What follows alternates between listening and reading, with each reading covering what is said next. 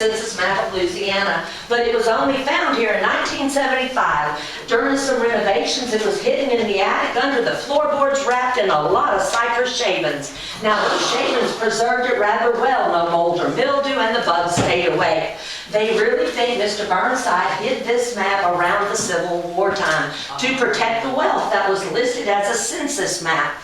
It's a census map. So ladies, y'all took care of that problem. You made beautiful doilies and placed over them so that side wouldn't be seen. The black marble fireplaces were imported, a sign of wealth. There's 8 in the mansion, 1 in every room you tour, but they're all different, very beautiful. In the evening, they lit this early 1800s crystal chandelier. The light danced off the tall prisms there, creating a colored flickering light in the dining room. Very nice. And it played off the mirror, increasing their candlelight. The beautiful pieces on the fireplace and the matching bowls on the table, the china next to those sliding doors there, contained Limoges Paris china. It is 24 karat gold trim. The Hampton family who was here loved to entertain. Lots of dinner parties. They commissioned 600 pieces to be made. But today, basically all that remains is what's in the room.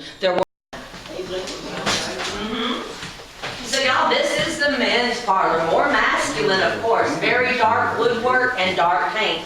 But that actually helped to cover the stains of the cigar smoke. It really did. But you know, the dark walls, people were showing wealth when they had dark walls. Everybody knew the darker the pigment, the more expensive it was. This beautiful table back here is a card table made of rosewood. It belonged to Mr. Burnside mid-1800s. Folds back where 4 could play comfortably. And Mr. Burnside was known to be a gentleman that really loved card games. Now the centerpiece eagle has a 24 karat gold bead. This was purchased at auction when the mansion and the land went up for sale. The belongings went up separately, so Mr. Kelly was able to buy back a huge amount of original pieces. But they wouldn't separate the eagle from the sculpture over there in the corner of President Abraham Lincoln. But at the time, y'all, that sculpture was the color of the dog. It was believed to be a bronze statue. So that's how he bid on it. He got the pieces, had them cleaned. That turned out to be 68 pounds of .99.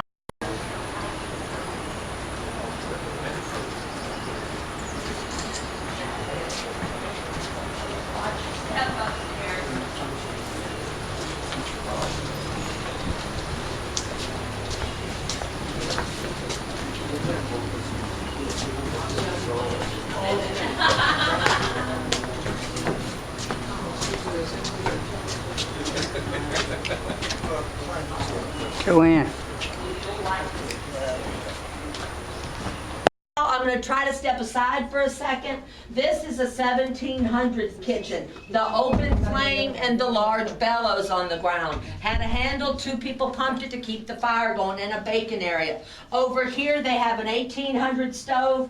They updated, that's coal or wood. The piece on the bottom, as you step out, you can see that held hot coals. This is a plate warmer. Now on the table making coffee took a couple of things to do it. This is an old coffee roaster. Hot coals, they spun, they ground, and they brewed. This is an old toaster. They got it close to the fire, turning with a tool and toasting one side and toasting the other. Simple. A hand-carved cigar press. Beautiful. They had a lot of these to keep the gentlemen in cigars throughout the year. Red beans and rice are served here on Mondays in tradition of a major chore day. Our restaurants and schools still serve them today in tradition. Now this piece here was used if they had a gathering at the mansion. Ladies, y'all arrived in beautiful attire with lace and ruffles. Well, gentlemen, don't laugh, because y'all had ruffles too on your collars and your cuffs. They ran them through a fluter. I'm going to show you what it does with a simple piece of paper. This is going to go through real quick. A collar cuff took more work. This is the type of ruffle that they wore. Very simple. Beautiful. Lasted about a day and then it fell out. Now the last piece is this. The way the sugar bears became so wealthy and owned all the gorgeous things you saw today, lived the lives they lived, was through the sugar cane cones that were produced here. The cones look like this. This is an old one that looks like a potato now. This is a brand new one. This is how they look. Pure unprocessed sugarcane cones. They sold them in barrels called hogsheads. But first the cane had to be chopped up, cooked down. The liquid was poured into a mold like this. Drying and drying, they tipped it over and banged the cones out. They sold them in the barrels called hogsheads. People had lock boxes for sugarcane cones to keep them safe. They were expensive. People had little nippers to take small amounts, or they scraped a little bit off into their coffee, tea, or food. It was a precious commodity, so they did cherish it. And through research, as far as I know, the sugar barons did do very well up until around the Depression time. So y'all, I hope you enjoyed your Sugar Palace tour, kind of the story of the sugar baron's life. Now, are y'all dining now? Yes. Okay.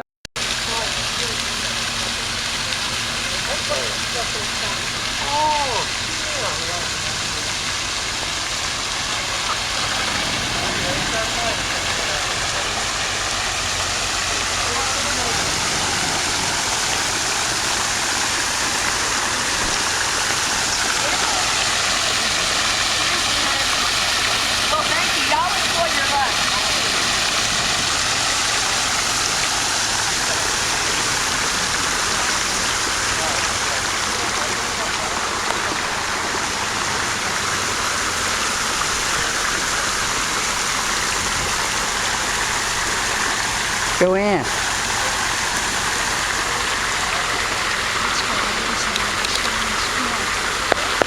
Manage an additional 200 acres. On this property, hunting is not allowed. Because of that, we have a lot of wildlife. If you look along the banks, you might spot a deer, squirrel, rabbit, raccoon, and we have an awful lot of alligators. I've worked at 5 different swamp tours in the last 22 years. Yeah, I get fired a lot. I get lost. Get lost in rubber time to get rid of you. We've never seen alligators like we have. We have an abundance. Turtle right there, yellow-eared slider. Here's another blue alligator coming. Ellen.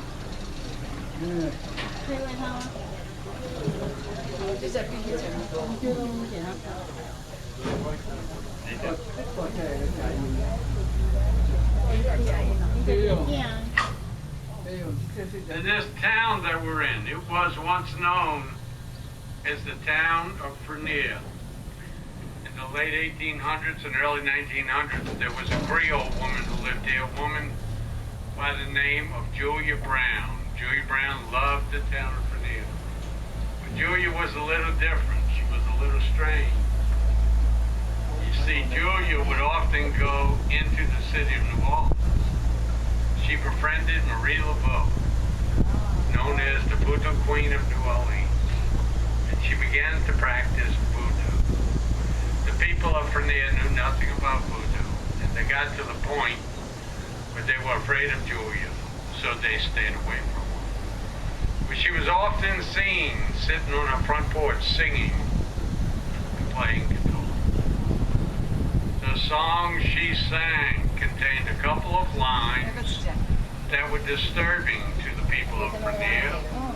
One went, "When I die, I will take all of you with me." The other, "When I leave this earth, I will take the town of Vernier."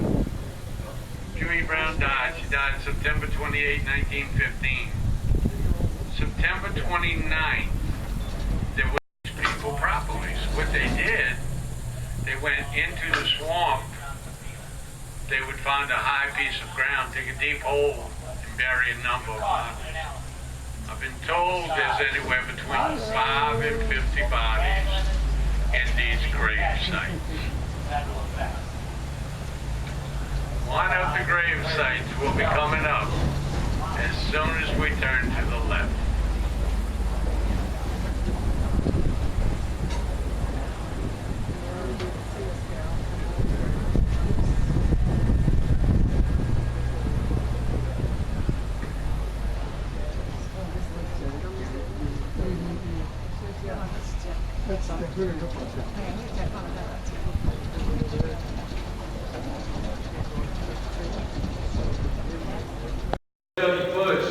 There are stories of diplomats and dignitaries and monarchs.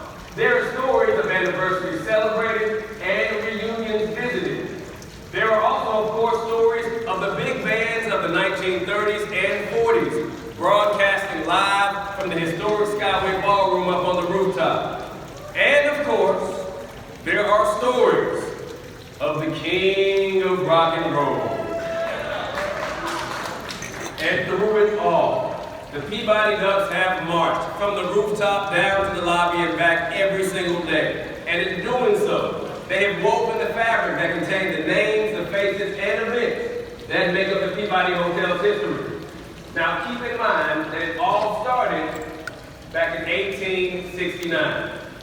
150 years ago this year, when a man by the name of Colonel Robert Brinkley realized his lifelong dream of opening a state-of-the-art hotel. It was only 2 blocks away from here, over on Main and Monroe. It was called the Brinkley House. Now this place was to set the standard for luxury and cuisine in the South. But unfortunately, right around the time that they were opening the doors to that facility, Colonel Brinkley's good friend and his investor, Mr. George Peabody, passed away over in London, England. So that prompted a name change from the Brinkley House to the Peabody Hotel. Right, now keep in mind that it remained in that location for some 55 years, hosting such dignitaries as President McKinley and Theodore Roosevelt. But then on September the 1st, 1925, the doors to this beautiful expansion building opened right here in the location where we're all sitting and standing at right now for the cost of $5 million and 2 years construction. But don't think that is the entire history of the Peabody Hotel. Right? It's not even close. For those of you here in the lobby area, when you get a chance, make sure you go up to our mezzanine and visit our memorabilia room. Like inside of that room, you're going to find a bunch of items and pictures and memos from decades past. Now, one of my favorite pieces of information inside of that room is a framed memo. It's a memo from the general manager at that time. His name was Gary Bells. A memo from him to the executive chef of Chez Philippe, who was in the process of updating his menu. And basically, that memo says that even though you serve French cuisine inside of your restaurant, there better not be any duck anywhere on any menu inside the Peabody Hotel. Now keep in mind that the connection between ducks and the hotel goes back a long time, very long time.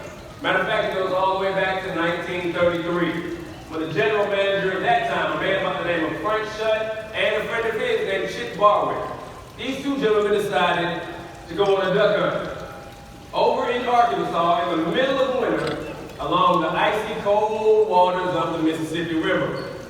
Now it was cold outside, so these two gentlemen took another colleague along with them, a certain Jack Daniels. Anybody in the bar of Jack? Otherwise known as fine Tennessee sipping whiskey. Right now, like I said, it was wintertime, so these two men knew that they were going to need a little creative encouragement to stay warm. But as the day went on, these two gentlemen became a little overly encouraged and decided that as a practical joke that it would be funny to bring back the live duck decoys that they were using, which was legal in Arkansas back then. They thought it would be funny to bring those duck decoys back here to the Peabody Hotel and set them loose inside the lobby fountain. So that is exactly what they did.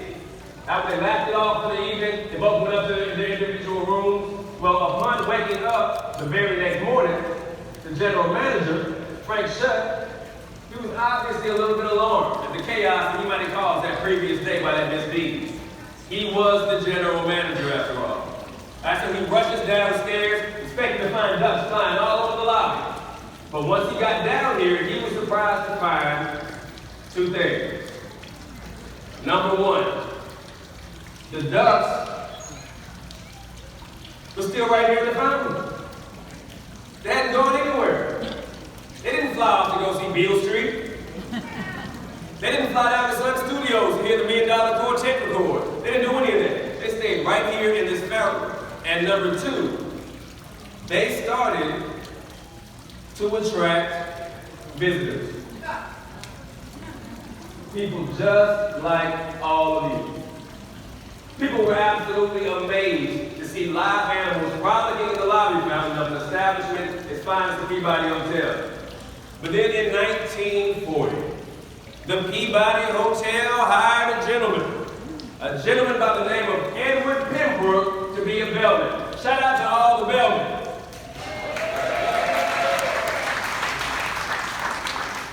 But Mr. Pembroke was not just a bellman. No.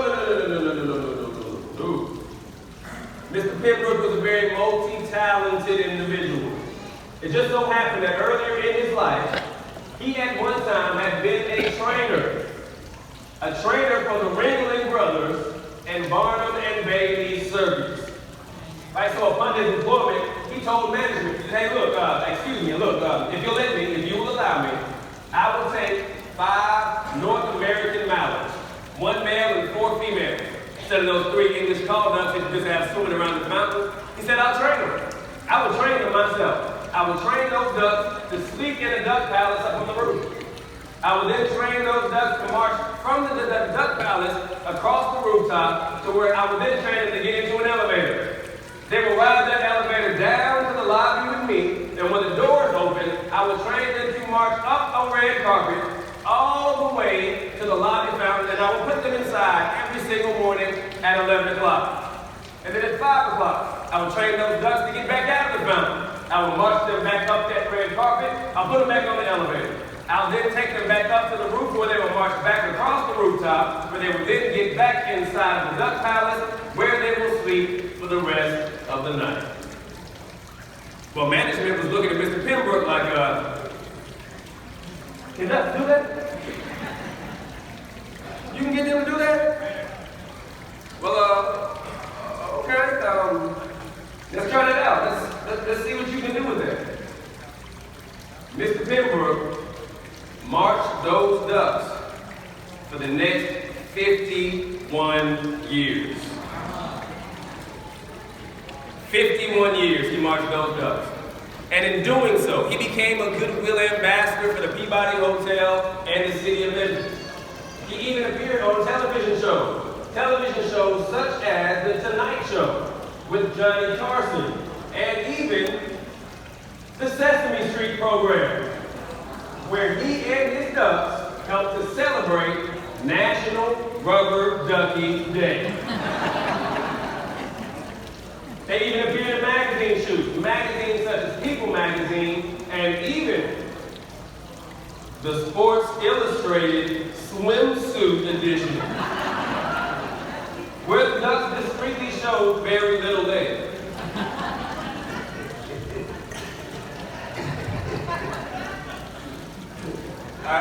Now, if I was somebody like Mr. Pembroke, and I had accomplished all that he had accomplished, I don't know, I might consider myself to be a master at what it was I had done, wouldn't you?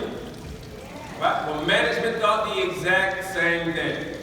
So they bestowed upon Mr. Edward Pembroke the title of the world's first duck master here at the Peabody Hotel. Now, unfortunately, Mr. Pembroke is no longer with us.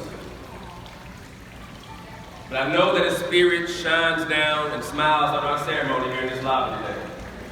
Now, there is a picture of Mr. Pembroke and his ducks right over by the valet engines. Now, make sure you stop by, take pictures with them, pay your respects on the way outside the hotel.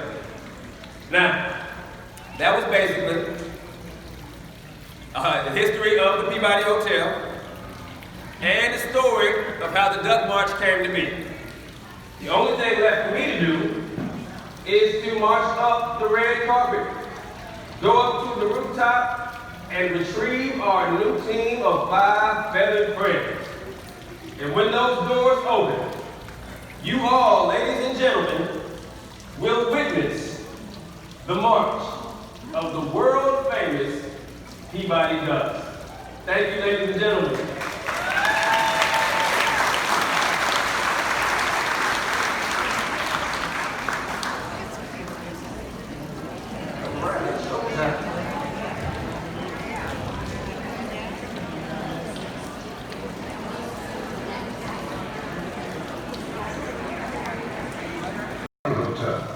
At the center of the grand lobby, the point where the Mississippi Delta has been set to begin, stands the classic Peabody Fountain, carved from one piece of Italian travertine marble. Although famous in its own right, the fountain is better known the world over because of its